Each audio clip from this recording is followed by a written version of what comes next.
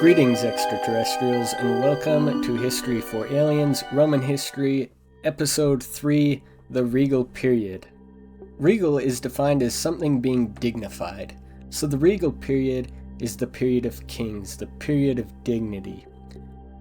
If you can recall from last episode, Romulus killed his brother Remus and became the first king of Rome.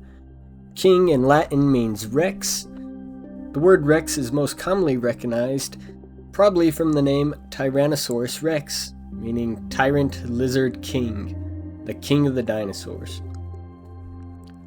Rome is situated in a near-perfect position for growth. Towns grow with trade. So who wants to trade with Rome? Well, in the north we have the Etruscans in the orange, and in the south we have the Greeks in the yellow. Romulus also opens up the city to immigration. It's open to runaway slaves, criminals, outcasts, and because of this, the city of Rome quickly began to attract men from all across the Mediterranean. During the reign of Romulus, the Senate was also created. The Senate was built up of 100 members. Senators were called paters, meaning father or head of the family. The most wealthy class were the patricians, and they built up most of the Senate. The Senate has little power at this time, and pretty much its sole purpose is to decide who will become king once the current king dies. Just a quick simple breakdown. Patricians are the elite upper class. They're the senators. Plebs are pretty much everyone else. They're the middle and lower class, and at the very bottom, the lowest of the low, is slaves. Patricians, as Bernie Sanders would say, are the 1%. Plebs are the 90%. They're the majority. They're the middle and lower class. One thing I do want to point out is that patricians were the only ones allowed to join the army at this time. It won't be until a few hundred more years when plebs will be given open access and be encouraged to join the army. One key story synonymous with the reign of Romulus is the rape of the Sabine woman. Romulus realizes that Rome has too many men, as seen in this picture. He needs women to repopulate his city, so he throws a party and invites a neighboring tribe called the Sabines. Once there, the Romans kidnap the Sabine woman. It's not exactly a rape as we see it today, but much more of a mass kidnapping. It's also sometimes depicted as the men being the ones that were raped, and the women planned it in order to find themselves strong, dominant husbands, and they found that in the Romans. This is a common trope in antiquity, with the women often being depicted as one of the biggest pains in a man's life, and forcing themselves upon them, and that version of the story certainly plays into that trope. The Sabine men now have reasonable cause to go to war with the Romans. So they begin to siege the city of Rome when a Vestal virgin named Tarquinius comes out and offers to let them into the city in return for all the gold and valuables on them. This was certainly an act of treason towards Rome, but the Sabine men agree, and they begin tossing all their valuables onto her, quickly running in to the now open city gates. The war breaks out until one of the Sabine women jumps in between their Roman husbands and their Sabine brothers and fathers and tries to negotiate with them. The war ends with the agreement that the Sabine tribe will be allowed to advise Romulus, live in the city of Rome, and be allowed selected seats in the Senate. After the Romans found that Tarquinius had been crushed by an abundance of shields and gold that the Sabines had thrown at her, they decided that her body should be thrown from a cliff to ensure that she was dead. The cliff became known as the Tarpeian Rock, and is the place where only the most despicable of people were executed by being tossed from atop the rock.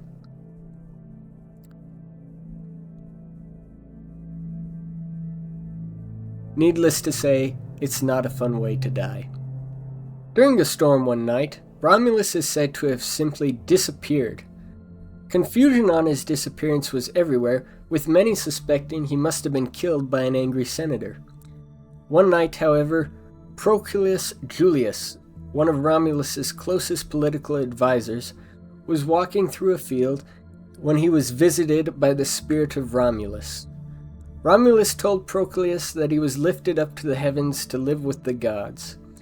There he would be able to watch over the city of Rome for eternity. He also prophesied to Proclius that the small city would soon become the most dominant force on earth. When Proclius Julius told the city what he had seen, they eagerly believed him and decided to move forward and select their new king. The second king of Rome, Numa. Numa Marcius was a Sabine. His reign was peaceful and full of religious reform. He built the Temple of Vesta on what will become the Forum, and he also founded the office of Pontifex Maximus, which was the highest elected religious official in all of Rome. In about 1,000 years, it will also become the office of the Pope. Numa was the complete opposite of Romulus. Where Romulus focused on war and expansion, Numa focused on religious rituals and peace. This brings us to Rome's third king, Tullus. Tullus brought back the Romulus ways of conquering neighboring communities. Under Tullius's reign, the community of Alba Longa, where Aeneas landed and where Romulus and Remus were born, was conquered by the city of Rome. Tullus was punished for forgetting to make a sacrifice to Jupiter, and because of that, Jupiter sent a lightning bolt down, killing him. The moral of the story is to remember to respect the gods. Legend has it that during the conquering of Alba Longa, Rome and Alba Longa each selected 3 brothers to fight, and whichever pair of brothers won would decide who would get to conquer who. The Romans easily won, of course, and the story is memorialized for eternity in this painting, The Oath of the Horatti, where you can see the Horatti brothers from Alba Longa declaring and swearing their allegiance to Rome. This brings us to the fourth king of Rome, Ancus Marcius. He is the grandson of Rome's second king, King Numa. He is also perhaps Rome's most successful king. He had religious traditions written down to avoid any further inconsistencies. He also placed a strong importance and focus on trade, establishing the port of Ostia at the mouth of the Tiber and the Mediterranean. And it is believed that under his reign the first bridge across the Tiber was built, as seen on the reverse of this coin. He waged war with Rome's neighbors only when they tried to encroach on Roman territory, and then he expanded Rome's territory by formally incorporating Ostia and several other small towns. He's perhaps Rome's most successful king for expanding both territory, trade, economy, and further cementing religious tradition into Roman society. This brings us to Rome's fifth king, Tarquinius the Elder. It is also important to point out that this is the first Etruscan king of Rome. He is not a native Roman. He claimed the throne for himself before either of Marcius' sons could do so, which makes Marcius' sons very angry, and they will eventually kill him. Under Tarquinius, the size of the Senate is doubled from around 100 to 200 to 300 members. He institutionalized more Roman games, such as gladiator competitions and chariot races, and he continued to conquer neighboring communities, which brought in further money and revenue. With this revenue, the Forum was paved, and the construction of the Temple of Jupiter officially began. It's also during his reign that the Circus Maximus begins to take its shape. The Circus Maximus was a racetrack for chariots, and during the reign of Tarquinius it went from a simple field to a field with a few seats for senators and plebs alike. After King Tarquinius conquered a neighboring tribe, he took a woman named Acrisia and gave her to his wife, the queen, as a servant. Acrisia worked in the temple of Vesta, maintaining the fire as a Vestal virgin. One day, Acrisia saw an erect penis in the fire. When the fire died down, she had sex with the penis and became impregnated by it. From this, the child Servius Tullus is born and is believed to be of divine heritage, despite his mother's low social class.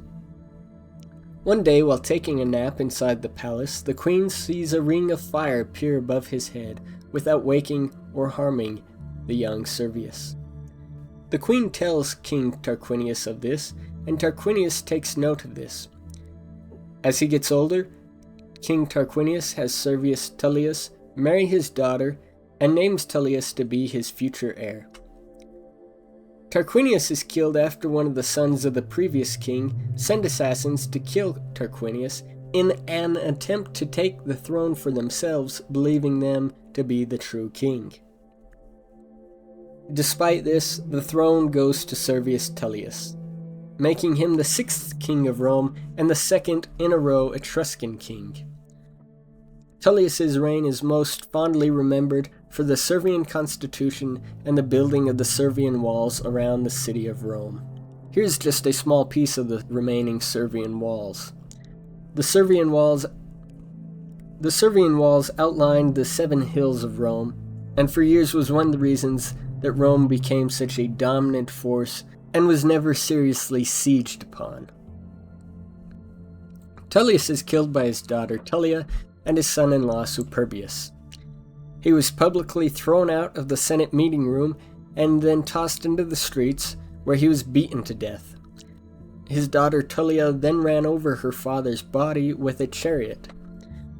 Superbus takes the throne for himself. Overall, Tullus was a good king despite being from Etruscan lineage. I want to spend a minute to emphasize the importance of the Servian constitution.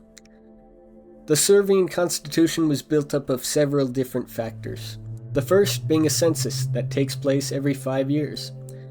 The census was a list of every citizen in Rome and recorded their property, citizenship, wealth, social status, and income. This in turn determined their tax requirements, military service requirements, and voting rights. It's also in the Servian constitution that the Centuriate Assembly, or Citizens' Assembly, was created. It had very little voting power, or any power for that matter, but it did start to give citizens a place where they could openly talk about government business. This is not within or associated with the Senate, and is mostly for rich patricians at the time. It is key because it shows a slow power shift from an all-authoritarian king to giving just a smidge of power back to the people, even if it is still just wealthy patricians. This brings us to our final king of Rome, Tarquinius Superbus, or Tarquinian the Proud, Rome's 7th and final king and the 3rd Etruscan king in Rome. Note the Etruscan dominance. Both the 5th, 6th, and 7th king were all of Etruscan lineage. Superbus was the grandson of Tarquinius the Elder, the 5th king of Rome. Superbus means to be proud. In 509, under the reign of Superbus, the Temple of Jupiter was completed. Superbus waged several unsuccessful wars against Rome's next neighboring enemies. The army begins to get upset and starts to question why they are fighting alongside a loser. Romans in general are getting fed up with kings, particularly the foreign kings.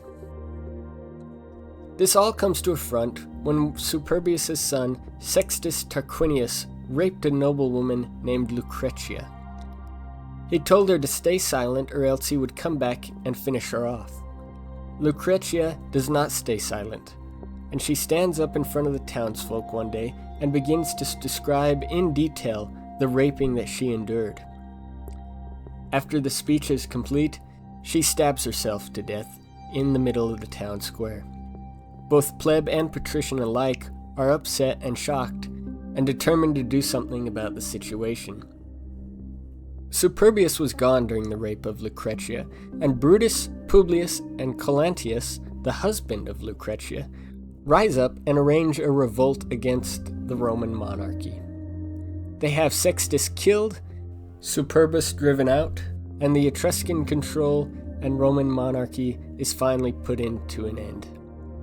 In its place, they form the Roman Republic. Still in the year 509, Rex is now a bad word in Rome. Brutus and Collantius are elected as Rome's first consuls.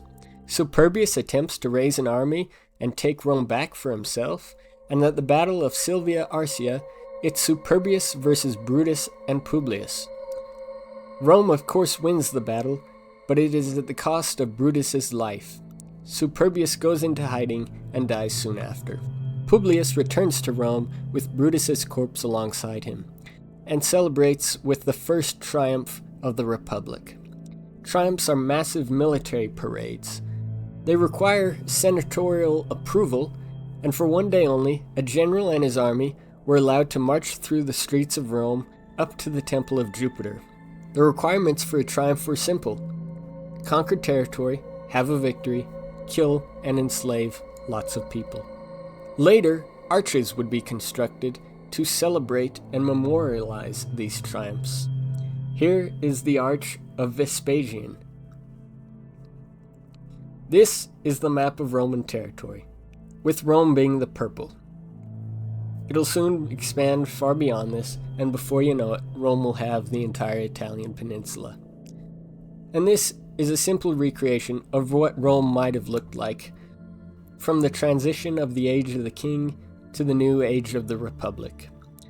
You can see the bridge across the Tiber River. You can see the Circus Maximus right at the end of the bridge. You can see the Servian walls going around the whole city, encapsulating all 7 hills of Rome. And you can also see the Temple of Jupiter located atop the Capitoline Hill. Join us next time as we break down the complicated web of government that was put into place during the age of the Roman Republic. Thank you for watching History for Aliens. Hope to see you next time.